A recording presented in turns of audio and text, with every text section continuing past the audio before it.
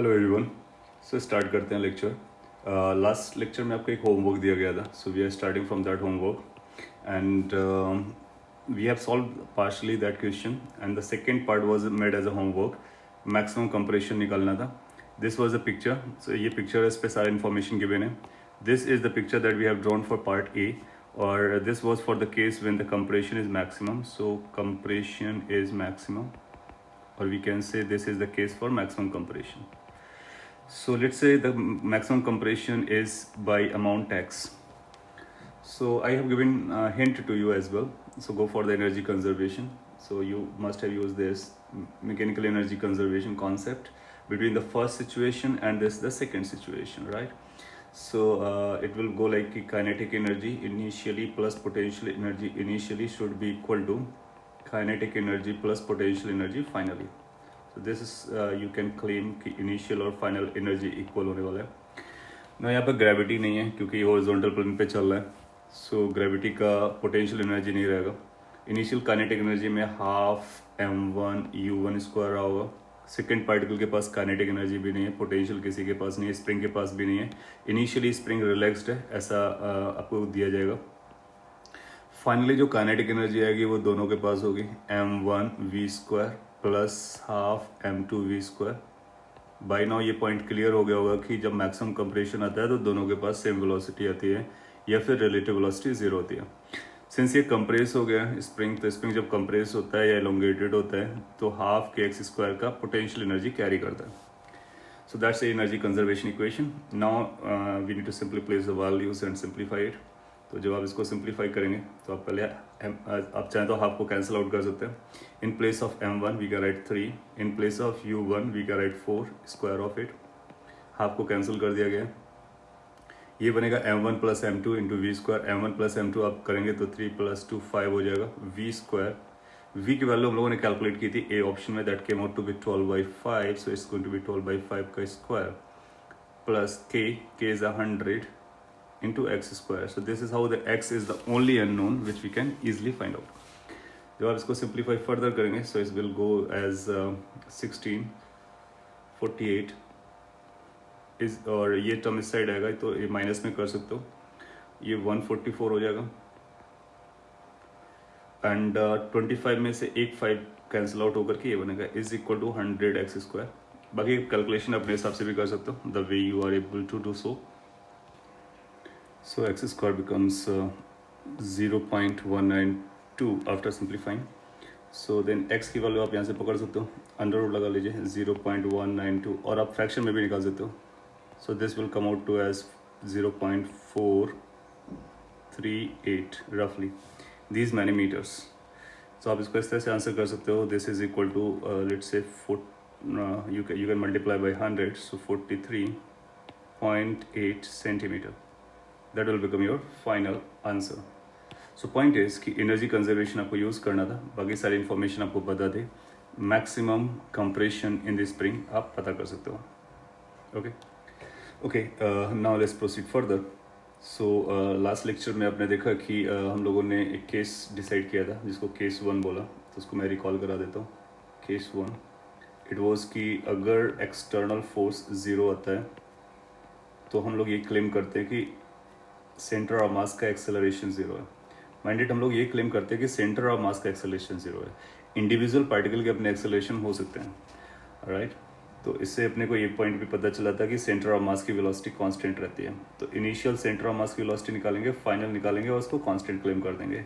जिसका दूसरा मतलब ये भी था कि लीनियर मोमेंटम कंजर्वेशन लगा सकते हैं, that means initial momentum is equal to final momentum. उससे रिलेटेड कुछ क्वेश्चन हम लोगों ने किए थे और लीनियर मोमेंटम कंजर्वेशन पे बहुत सारे क्वेश्चंस बनते हैं। So there are several type of questions जो इस पर बेस्ड होते हैं, but fundamental condition remains the same कि एक्सटर्नल फोर्स 0 है तो हम लीनियर मोमेंटम को कंजर्व करा सकते हैं, राइट।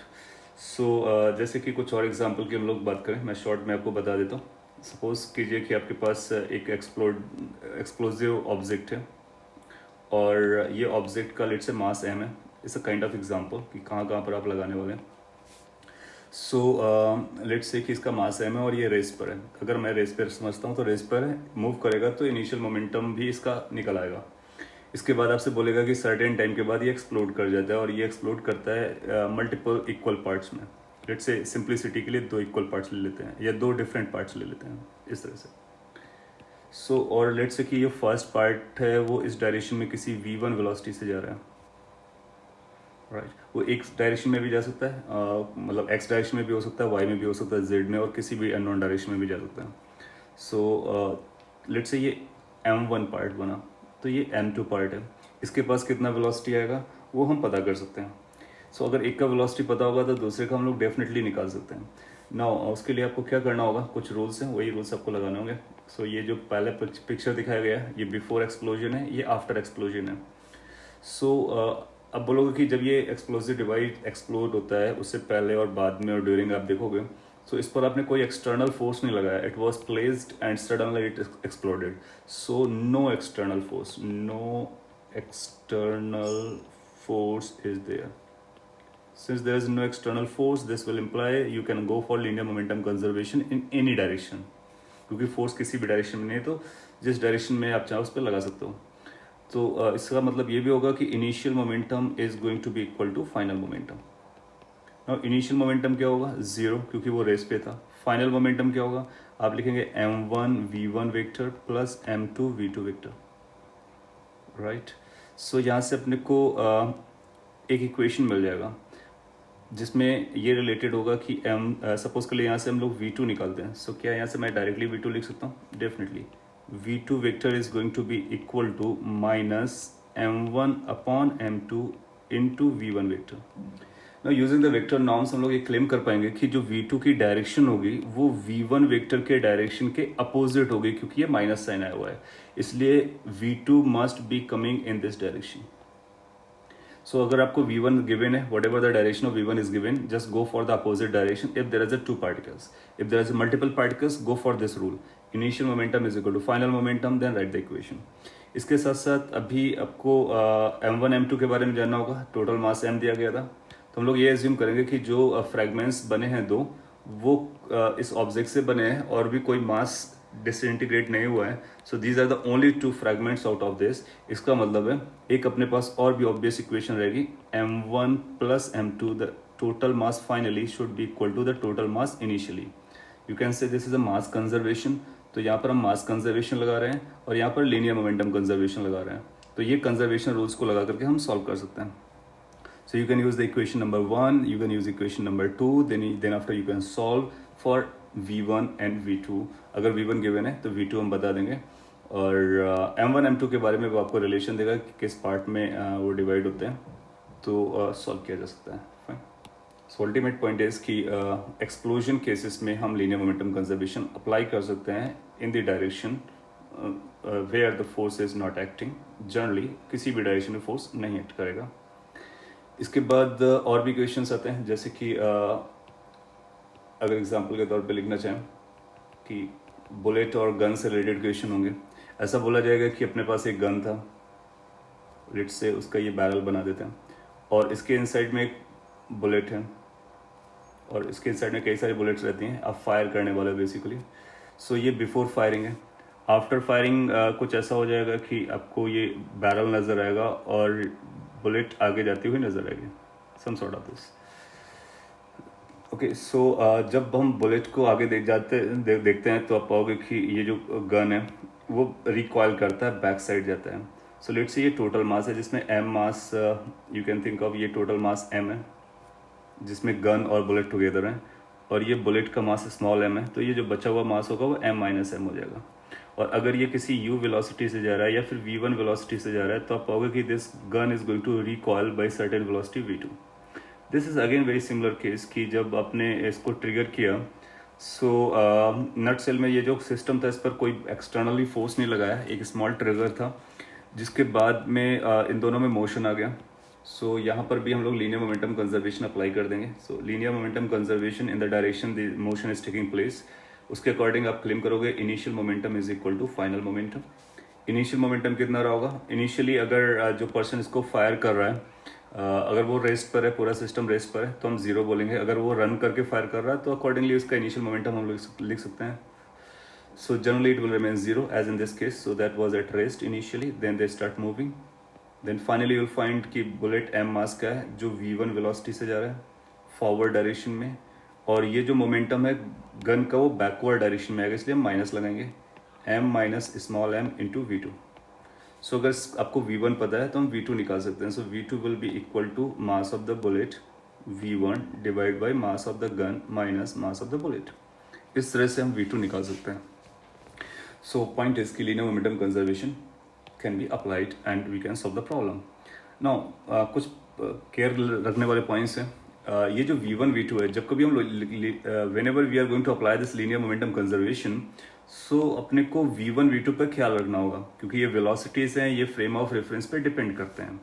सो कई बार ऐसा बोलेगा कि v1 v2 किसी और के फ्रेम पर दिए गए हैं। लेट्स से कि अगर ऐसा बोला जाता है कि ये कार है, कार के ऊपर ये गन लगा हुआ है, फिर कार मूव कर रहा है and all that thing.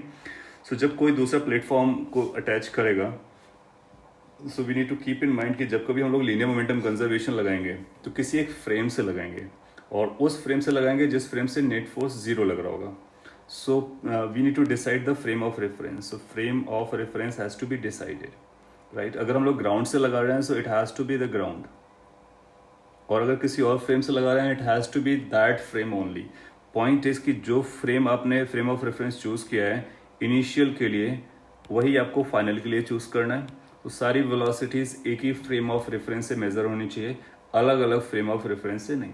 So depending on the language we can convert all the velocities in a particular frame of reference, and of course we can prefer the ground reference. Okay, so इस तरह से bullet और gun, recoil of tanks, वो questions आप deal कर सकते हो।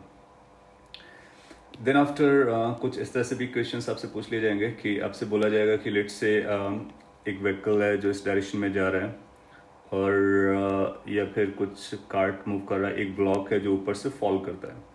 सो let's से m मास का एक ऑब्जेक्ट है जो इस तरह से इस डायरेक्शन में u वेलोसिटी से जा रहा था। एक स्मॉल m पार्टिकल और ब्लॉक ऊपर से आ रहा है, वर्टिकली डाउन आ रहा है, and the platform on which this vehicle is moving is smooth. So इसको स्मूथ होने का, so let's say that is smooth. No अगर ऐसा सिनेरियो है तो जब ये इस पे लैंड करेगा तो आपसे पूछेगा कि जब दोनों एक साथ चलते हैं तो उस समय कितनी वेलोसिटी हो जाएगी। लेट से उस पिक्चर को मैं यहाँ पे ड्रॉ कर देता हूँ, एंड इसके साथ ये स्मॉल m आकर के प्लेस हो गया। So now the mass which is moving is capital M along with this small m, and what this combined velocity now is going to be. So you will see कि जो small m आया वो vertical direction में आया है। जब वो इसे हिट करेगा तो इसको फोर्स लगाएगा वर्टिकली डायरेक्शन में, तो फिर ग्राउंड का जो नॉर्मल रिएक्शन है वो बढ़ जाएगा, right? So there will be force in the vertical direction that is going to play the role. लेकिन अगर आप दोनों को अपना सिस्टम कंसिडर करते हो और हॉरिजॉन्टल डायरेक्शन को वॉच करते हो, so first you decide your system. So let's say we are deciding the system. System includes the capital M and small m, both the particles. And then you look for the net force in the x direction, total force in the x direction on the system. So you'll find कि जब ये इस पे hit करेगा तो यहाँ पर कुछ फ्रिक्शन फोर्सेस आए होंगे, लाइक कि इस पर फ्रिक्शन आगे की तरफ आएगा, इस पर फ्रिक्शन पीछे की तरफ आएगा, बट दोनों का रिजल्टेंट क्या हो जाएगा, 0, एक पॉजिटिव दूसरा नेगेटिव। सो और फ्रिक्शन यहाँ पर ग्राउंड पर अवेलेबल नहीं है, तो इस सिस्टम पर एक्सटर्नली कोई फोर्स नहीं लग रहा है। So this externally force X direction का 0 आ गया, hence you will be eligible to apply linear momentum conservation in X direction. ना इसके बाद एक्स डायरेक्शन का लीनियर मोमेंटम लिखेंगे। Linear momentum in X direction initially should be equal to linear momentum in X direction finally. Initial कितना momentum था, X direction. ना ये जो पार्टिकल है इसका मोमेंटम है, इसकी वेलोसिटी भी होगी कुछ, लेकिन वो वर्टिकल डायरेक्शन में होगी। सो हमको एक्स का केवल लिखना है, तो कैपिटल M इंटू यू लिखेंगे। स्मॉल m का लीनियर मोमेंटम एक्स डायरेक्शन में 0 है, so minded we are writing only for the X direction. जबकि स्मॉल m का लीनियर मोमेंटम है, बट इस यहाँ पर अपने को नहीं लिखने का क्योंकि हम लोग एक्स डायरेक्शन को लिख रहे हैं। I think that's obvious. So second particle के लिए हम 0 कंट्रीब्यूशन लिखेंगे। जब आप देखेंगे कि दोनों एक साथ चल रहा है तो दोनों के पास वेलोसिटी होगी, so total mass m plus m बन जाएगा, और ये v वेलोसिटी से चल रहा होगा, सेम डायरेक्शन है इसलिए पॉजिटिव साइन रहेगा। इमीडिएटली आपको वेलोसिटी पता चल जाएगी, that means velocity of the combined mass is going to be capital M u divide by capital M plus small m. This is how we can find the solution for the questions in which a block is falling down, a person is jumping on a moving vehicle. So linear momentum can be conserved in the x direction. Okay, now let's consider one more example, similar type. So linear momentum conservation का जो rule है वो वही है, net force particular direction में zero, वहाँ पे आप लगा सकते हो, उस पर बेस कई सारे इक्वेशंस बनते हैं एज आई टोल्ड यू. सो यहाँ पर एक एग्जांपल आपको दिख रहा है, क्या है मैं समझाता हूँ. सो लेट्स से कि अपने पास ग्राउंड है, सो दैट्स अ ग्राउंड, और ये स्मूथ ग्राउंड है, नो फ्रिक्शन. सो शॉर्ट में लिख देते हैं, no friction is there. Point is everything is smooth, कोई फ्रिक्शन, कहीं भी कोई फ्रिक्शन नहीं है. और एक ब्लॉक आपके पास ये है जो ब्लू कलर से दिख रहा है, इस ब्लॉक का मास कैपिटल एम दिया गया है, so that's a capital M. और एक और ब्लॉक अपने पास है जो स्मॉल एम है, राइट. सो इसको ऐसे भी बोलेगा कि all the surfaces are smoother. And what is happening कि ये इसका मास जो हमने बताया कैपिटल एम है, और ये छोटा सा ब्लॉक है जिसका मास स्मॉल एम है. आपसे बोलेगा कि you have given a velocity to this, U velocity, और कैपिटल एम इनिशियली रेस्ट पे था, स्मॉल एम को आपने वेलोसिटी देख करके रख दिया, एंड एवरीथिंग इज स्मूथ. दो तरह से इक्वेशंस बनने वाले हैं. लेट्स से पहले तो हम ये बोलते हैं कि यहाँ से लेकर के इसकी जो हाइट है, ये हाइट h है. सो बेसिक टाइप का इक्वेशन जो बनेगा, तो उसको मैं ए टाइप बोल देता हूँ. ऐसा बोलेगा कि height is much larger, so h is large.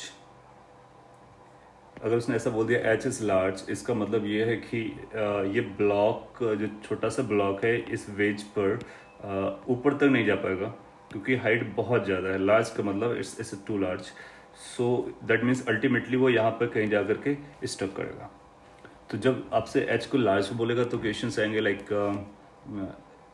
let me frame the question. It says if h is large, then find velocity of wedge capital M. Let's वो कैपिटल M की वेलोसिटी आपसे मांगना चाहता है, जानना चाहता है.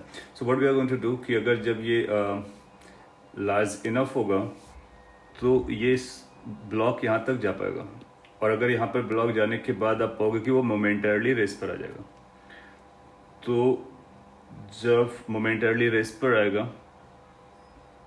जब ये ऊपर जा रहा था, यहाँ पर जाने के बाद स्टॉप करेगा फॉर अ मोमेंट. सो उस समय इसके पास जो वेलोसिटी होगी वो केवल हॉरिजॉन्टल डायरेक्शन में होगी, राइट. जब आपसे क्वेश्चन पूछा गया find the velocity of m, तो इसको मैं कंप्लीट करता हूँ कि किस टाइम पे, क्योंकि वेलोसिटी इसके टाइम के साथ बदलेगी, राइट. सो आपसे ऐसा पूछ सकता है कि find the velocity of m when, let me use this black color, when small m is at maximum height. कुछ ऐसा पूछ सकता है कि जब स्मॉल एम मैक्सिमम हाइट पर गया है उस समय कितना वेलोसिटी होगा. या फिर ऐसा बोल सकता है कि वो वेलोसिटी बताइए जब दोनों एक साथ चल रहे होंगे या सेम वेलोसिटी कैरी कर रहे होंगे. So as I have drawn कि यहाँ पर एक, जब ये पार्टिकल पहुँचने वाला है तो उस समय ये अपनी मैक्सिमम हाइट पर होगा. मैक्सिमम हाइट होने का मतलब इसका वर्टिकल कंपोनेंट ऑफ वेलोसिटी चला जाएगा, so it will have a horizontal component of velocity. Let's say horizontal component of velocity is v. सो और सिंस ये कंस्टेंट है, अगर स्मॉल m के पास हॉरिजॉन्टल वेलोसिटी आया है तो इसके पास भी हॉरिजॉन्टल वेलोसिटी आएगा और सेम हॉरिजॉन्टल वेलोसिटी रहेगा. क्यों? क्योंकि इन दोनों के बीच का गैप नहीं रहने का. सो कंस्टेंट मोशन से हम बोलेंगे कि दोनों की वेलोसिटी v हो जाएगी हॉरिजॉन्टल डायरेक्शन में. देन आफ्टर आप क्या बोल सकते हो कि यू जस्ट सी कि since the force in the x direction is zero when you consider your system consisting of capital M and small m. This will allow us to use linear momentum conservation in x direction. तो अगर x direction में आप linear momentum conservation apply करते हो तो अपने को लिखना होगा initial momentum is equal to final momentum in x direction. Initial momentum में स्मॉल m u आएगा, कैपिटल M जीरो था, इनिशियली रेस्ट पे था. फाइनली यू विल फाइंड कि दोनों एक साथ एक वेलोसिटी से चल रहे होंगे, इसलिए m plus m total mass is moving with v velocity.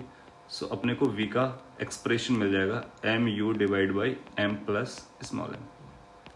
Got to know. So ये वो केस है जब हाइट काफ़ी ज़्यादा होगी. व्हाट इफ कि ये हाइट की वैल्यू ज़्यादा ना हो, कम हो, So if h is not large या फिर छोटा है, या फिर ऐसा बोला जाए कि ये वेलोसिटी ज़्यादा है, तो आप पाओगे कि ये जो ब्लॉक है, ये ब्लॉक जो मैंने अभी बनाया था उसके साथ क्या होगा। और पहले मैं क्वेश्चन फ्रेम कर देता हूँ। If h is not large then find maximum height attend by small M. तो स्मॉल एम कितना मैक्सिमम हाइट तक जा सकता है ये अपने को बताना है। सो ये एक इम्पोर्टेंट पॉइंट बनता है। मैं इसी फिगर को यूज़ करूँगा इस क्वेश्चन को भी सॉल्व करने के लिए, इस टाइप ऑफ क्वेश्चन को भी सॉल्व करने के लिए। अपने को क्या देखना होगा कि जब ये h कम होगा तो ये ब्लॉक जब यहाँ पहुँचने वाला होगा जस्ट रिलीज हो रहा होगा या जस्ट इससे कांटेक्ट छोड़ रहा होगा। इस सिचुएशन पे क्या चल रहा है। सो इस सिचुएशन पे आप पाओगे कि पहली बात तो दोनों के जो हॉरिजॉन्टल वेलोसिटीज होंगी वो बराबर होंगे, और इसके पास एक एक्स्ट्रा वर्टिकल वेलोसिटी आएगी क्योंकि h कम था तो अभी इसके पास इनिशियली एनर्जी ज़्यादा थी, इसलिए उसके पास वर्टिकल वेलोसिटी भी आएगी। ना अगर एक बार हमको ये वर्टिकल वेलोसिटी पता चल जाए तो हम ये बता सकते हैं कि मैक्सिमम हाइट कितना अटेंड करेगा ये स्मॉल एम पार्टिकल। ये small M particle h height तो अटेंड करेगा ही करेगा जो आपको गिवन है, और उसके ऊपर भी जाएगा। उसके ऊपर कितना जाएगा फिर वो हम वर्टिकल मोशन से पता कर सकते हैं, क्योंकि एक बार ब्लॉक के इस वेज के कॉन्टेक्ट से गया तो फिर ये ग्रेविटी के अंडर चलेगा वर्टिकल मोशन के लिए, राइट। सो हम लोग ऐसा एज्यूम कर लेते हैं कि ऊपर जो जाता है यहाँ पर वो h डेस अमाउंट तक जाता है। सो कैन बी से कि जो h मैक्स की वैल्यू है यहाँ पर मैं लिखता हूँ h max maximum height attend by this is going to be h plus h dash. h आपको नोन होगा, h डैश हमको पता करना होगा। फिर आप बोलोगे कि h डैश काइनेमेटिक्स हम निकालते हैं वर्टिकल मोशन से।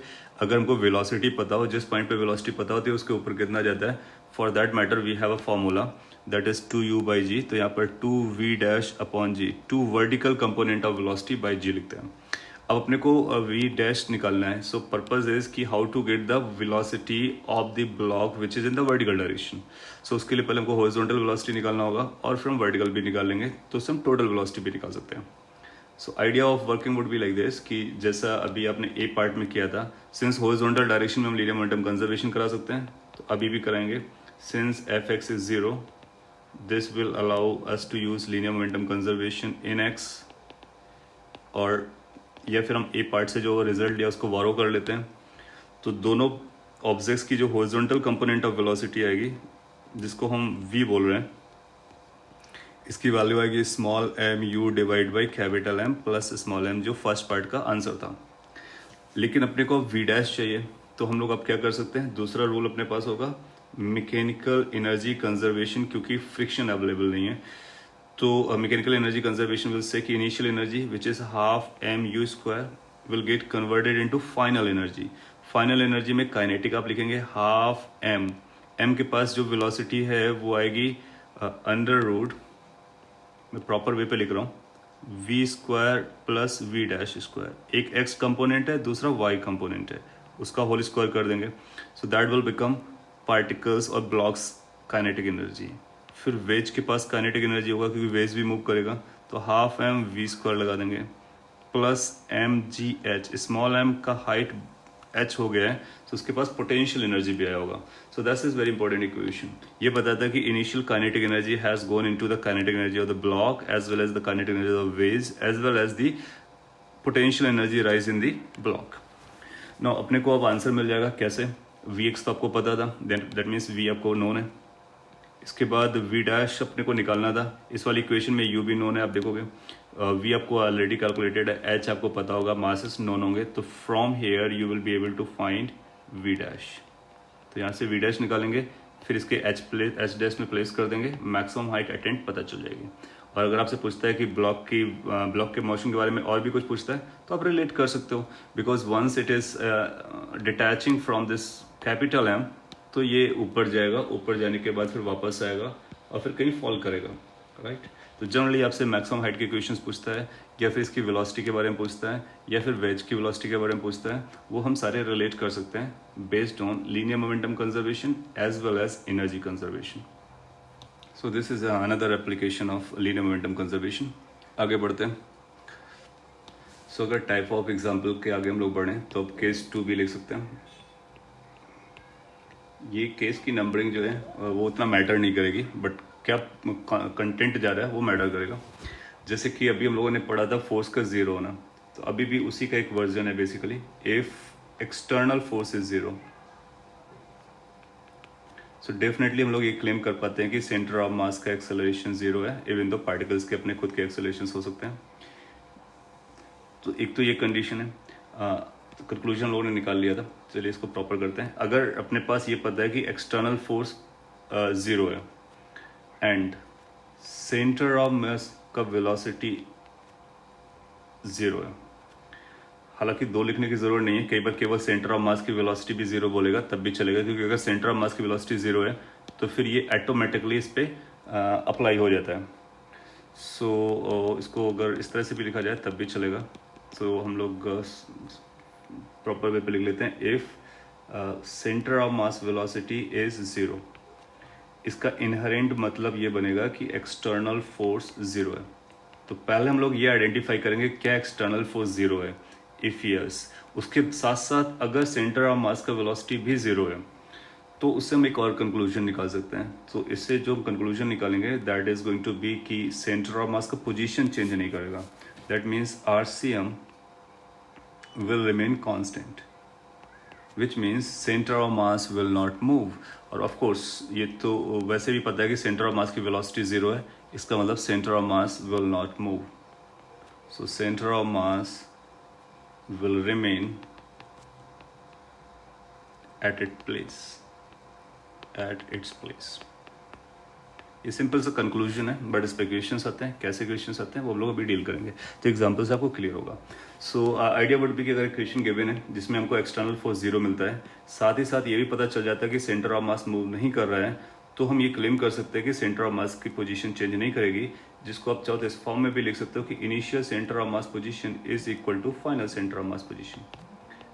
Now using this you can find unknown value, क्योंकि आपके पास एक इक्वेशन आ गया तो अननोन वैल्यू निकाली जा सकती है। So here is an example, और इस एग्जाम्पल को क्लियरली समझ लेंगे। सो इस तरह के केसेस, इस तरह टाइप के जो क्वेश्चंस आएंगे वो आप डील कर पाओगे। सो लेट्स से कि आपसे ऐसा बोलता है कि अपने पास ये प्लैंक है जिसका मास लेट्स से कैपिटल M दिया गया है, और एक पर्सन है, लेट्स से ये पर्सन है, वो यहाँ पर स्टैंड करता है, और ये स्मॉल m मास का है। इनकी वैल्यूज़, न्यूमेरिकल वैल्यूज़ आपको दी जा सकती हैं, और लेट्स से इसकी जो लेंथ है वो L दी गई है। ये एक कॉर्नर पे खड़ा हुआ है, इस कॉर्नर का नाम B है, और एक बीच में पॉइंट होगा जिसका नाम C है, मिड पॉइंट और सेंटर पॉइंट और समथिंग लाइक। सो क्वेश्चन कुछ ऐसा पूछा जा सकता है कि a person starts from A and goes to C. Find displacement of plank। तो ये जो बोर्ड है या प्लैंक है, इसका अपने को डिस्प्लेसमेंट बताना है। ये स्मूथ है, तो जब स्मूथ सरफेस पर कोई प्लैंक रखा होगा और आप उस पर प्लैंक के ऊपर चलना स्टार्ट करेंगे, लेट्स से इस डायरेक्शन में चलना स्टार्ट करता है, तो आप पाओगे कि ये प्लैंक मूव करना स्टार्ट करेगा। सो कैसे इसको हैंडल करना है, ये पर्सन पहले ए लोकेशन पर था, अब ये C लोकेशन पे जाता है। अपने को ये बताना है कि ये प्लैंक कितना डिस्प्लेसमेंट कॉज करेगा। So idea would be like this कि आप पहले आइडेंटिफाई करो कि जब ये पर्सन मूव करेगा उस समय क्या चल रहा होगा। सो उससे पहले अपने को एक सिस्टम डिफाइन करना है। सिस्टम में आप बोलोगे कि कैपिटल M और स्मॉल m दोनों हैं। सो इनके बीच में जो फोर्सेस यहाँ पर लगने वाले हैं वो इंटरनल फोर्स बन जाएंगे। एक्सटर्नल के लिए आपको बाहर से फोर्स देखने पड़ेंगे, तो हॉरिजॉन्टल आएगा नहीं क्योंकि स्मूथ हो गया है। सो इस सिस्टम पर आप पाओगे कि Fx की वैल्यू 0 आ रही है। अच्छा, Fx की वैल्यू 0 आ रही है, इससे हमको ये तो पता चल गया कि सेंटर ऑफ मास की वेलोसिटी कांस्टेंट रहेगी, यानी लीनियर मोमेंटम कंजर्वेशन लगा सकते हैं। और ये बोलता है कि स्टार्ट फ्रॉम रेस्ट, इसका मतलब अगर ये बंदा पहले रेस्ट पे था फिर मूव करना स्टार्ट करता, तो जब ये रेस्ट कंडीशन पे था उस समय सेंटर ऑफ मास की वेलोसिटी कितनी रही हुई। सो आप बोलोगे उस समय सेंटर ऑफ मास की वेलोसिटी 0 रही हुई, क्योंकि प्लैंक भी मूव नहीं कर रहा था, पर्सन भी मूव नहीं कर रहा था। सो सेंटर ऑफ मास का वेलोसिटी कांस्टेंट भी है, जीरो भी है। सिंस ये जीरो है तो इसका मतलब ये हमेशा जीरो रहने वाला है। इससे एक और पॉइंट पता चलता है कि इसका जो सेंटर ऑफ मास का लोकेशन है वो नहीं चेंज करेगा। यहाँ पर सेंटर ऑफ मास में हम केवल एक्सियम की बात कर सकते हैं, क्योंकि वाईसीएम जेडसीएम चेंज नहीं करेंगे, मोशन केवल एक्सियम में है। तो आप बोलोगे कि एक्सियम का जो इनिशियल कोऑर्डिनेट होगा और एक्सियम का जो फाइनल कोऑर्डिनेट होगा वो आपस में बराबर होंगे। तो let me right over here that will conclude that center of mass will not change. That means axiom initial position is equal to axiom final position. ये बहुत बेसिक वे से मैं सॉल्व कर रहा हूँ, और भी इसके तरीके हैं। सो ओवर द टाइम इनको भी आप लर्न कर लोगे। तो लेट्स से एक इसके पैरेलल पिक्चर बनाते हैं उस समय जब ये पर्सन सी पर पहुंच जाता है। नाउ यू विल फाइंड कि अगर पर्सन आगे जाएगा तो पर्सन का सेंटर ऑफ मास फॉरवर्ड जा रहा है, और हमने को सेंटर ऑफ मास मूव नहीं कराना है, तो ये प्लैंक को पीछे जाना पड़ेगा। तो आप पाओगे कि प्लैंक थोड़ा सा पीछे आएगा, थोड़ा सा इन द सेंस कि जितना depend upon the masses other things होगा उतना ही पीछे आएगा। सो this is here, let's say कि ये इसका मिड पॉइंट है, सी पॉइंट यहाँ पर, तो ये पर्सन यहाँ पर पहुँच गया। सो प्लैंक बैक साइड आ गया, ये इसका रेफरेंस लाइन है इनिशियली। इसका मतलब प्लैंक इस डायरेक्शन में किसी एक्स अमाउंट से आ गया या फिर एक्स नॉट अमाउंट से आ गया। इसी एक्स नॉट अमाउंट को अपने को पता करना है। Find the displacement of plank, that means X naught जो बैक साइड गया। And then the person is moving mid point है, सी पॉइंट को हम लोग ने मिड पॉइंट बोला है, सी इज अ मिड पॉइंट। तो अगर सी मिड पॉइंट है तो ये पर्सन आगे गया होगा, कितना अमाउंट आगे गया होगा, L/2। लेकिन ये जो L/2 होगा वो प्लैंक के रिस्पेक्ट पे होगा, ग्राउंड के रिस्पेक्ट पे कोई और नंबर आएगा। ग्राउंड के रिस्पेक्ट पे क्या नंबर आएगा वो वॉच करते हैं। तो ये पर्सन यहाँ पर पहुंचने वाला है, राइट। अच्छा, ये जो दोनों लाइंस मैंने ड्रॉ की हैं ये वेरी बेसिक वे पर है और रेफरेंस है। सिंस ये सी पॉइंट है, ये ए पॉइंट है, ये बी पॉइंट है, तो आप पाओगे कि ये जो डिस्टेंस है अभी भी वही रही होगी L/2, क्योंकि वो मिड पॉइंट है। और ये डिस्टेंस अपने को एक्स नॉट आ गया है। तो कैन वी फाइंड कि ये जो पर्सन मूव किया है वो फॉरवर्ड डायरेक्शन में कितने अमाउंट से मूव किया गया। So that amount is going to be total minus X naught, that means L/2 minus X naught. That is going to be the displacement of the person with respect to ground in this figure. इसके बाद में अब अपने को ये देखना है कि ये जो सेंटर ऑफ मास इस प्लैंक का था वो कितना ट्रैवल किया होगा। तो ये सेंटर ऑफ मास इधर ट्रैवल किया होगा। सिंपल सी बात है, जितना ये पॉइंट आगे जाएगा उतना मिड पॉइंट भी आगे जाएगा। इसका मतलब ये सेंटर ऑफ मास प्लैंक का जो ट्रैवल किया है वो एक्स नॉट अमाउंट से ट्रैवल किया है। सो अब हम ये बोल सकते हैं कि इनिशियली सेंटर ऑफ मास कहाँ पर था, फाइनली सेंटर ऑफ मास कहाँ पर था, दोनों को इक्वेट करा सकते हैं। कैसे कर सकते हैं? So let's say this is your x-axis and let's consider this A point is the origin. A को origin consider कर लेते हैं। So initial center of mass की पोजीशन लिखते हैं, इसी कैलकुलेशन को आगे बढ़ाते हैं। सेंटर ऑफ मास कैसे लिखा जाता है, m x का इनिशियल पोजीशन और उस पार्टिकल का जो इनिशियली था। अगर मैं डायरेक्टली लिखना चाहूँ तो क्या ये x की जगह पर हम 0 लिख सकते हैं कि इसका ओरिजिनल कोऑर्डिनेट कितना था, 0 था। m into 0 plus m2 that is capital M, उसका सेंटर ऑफ मास C पर था जो कि इस ओरिजिन के अकॉर्डिंग L/2 आगे रहा होगा, तो आप L/2 लिखोगे, divided by total mass which is m1 plus m2 that is m plus capital M। यहाँ पर दो ही पार्टिकल्स हैं या फिर ऑब्जेक्ट्स हैं। फाइनली देखते हैं, फाइनली सेंटर ऑफ मास कहाँ पर लोकेटेड है इस कॉम्बिनेशन का। सो अगेन अपने लिए ओरिजिन यही वाली लाइन काम करेगी, यानी ये अब ओरिजिन का काम करेगा। ओरिजिन हैज़ नॉट मूव्ड क्योंकि ग्राउंड नहीं मूव करता, प्लैंक मूव किया है। अब सेंटर ऑफ मास पूरा निकालना है सिस्टम का, जिसमें m मास है पर्सन का और पर्सन का लोकेशन है L/2 minus X not, make sense, plus capital M। Now we need to find the location और centre of mass position of this capital M। तो उसके लिए जो कोऑर्डिनेट बनेगा वो ये वैल्यू बनेगी और वो वैल्यू भी L/2 माइनस एक्स नॉट के बराबर होगी, क्योंकि वो सेंटर पर है। इसका मतलब दोनों के सेंटर ऑफ मास नाउ एक ही लोकेशन पर है, divide by m plus m। सो ये बहुत बेसिक वे है जिसमें आपने इनिशियल सेंटर ऑफ मास का पोजीशन निकाला, फाइनल सेंटर ऑफ मास का पोजीशन निकाला और दोनों को क्लेम किया कि दोनों इक्वल होंगे। उसके लिए आपने पहले एक ओरिजिन को चूज किया, फिर सभी के सेंटर ऑफ मास डिफाइन किए, फिर आफ्टर सर्टेन चेंज की माना कि एक्स नॉट शिफ्ट हुआ है तो फिर नए लोकेशंस को डिफाइन किए और फिर इसको इक्वेट कर दिया। After solving this you will get your answer. Denominator cancel out हो जा रहा है, ऊपर आ रहा है आपको m L/2 is equal to, वहाँ से m प्लस m एक साथ आ जाएगा, और क्योंकि L/2 माइनस x0 कॉमन हो रहा है, सो अपने को x0 पे बेसिकली इंटरेस्ट चल रहा था, तो अपने को मिलेगा L/2 माइनस x0 की जो वैल्यू आ रही है वो capital M L/2 divide by small m plus capital M के बराबर आ रही है।